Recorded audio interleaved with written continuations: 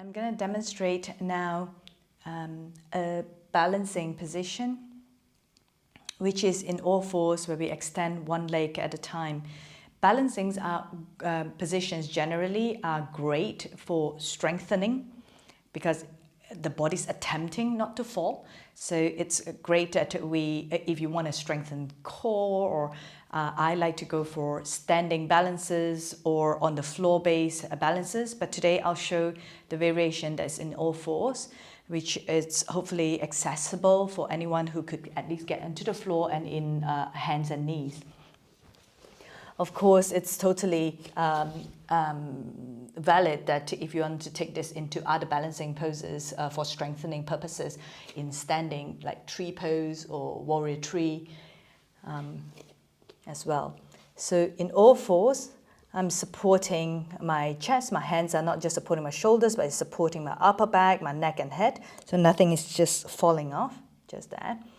And from here, with toes tucked under, I'm going to extend one leg back.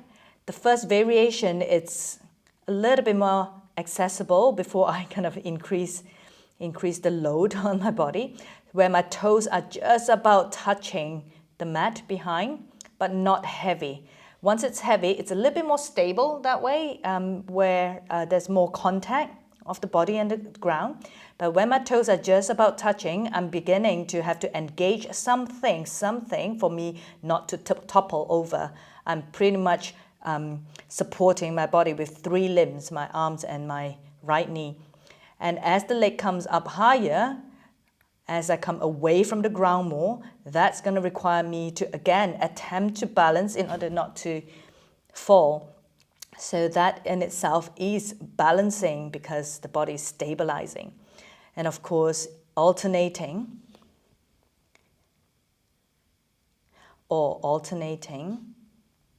with toes just about touching, but hardly any weight, or here, yeah, and between sides. Explore, experiment, enjoy the practice.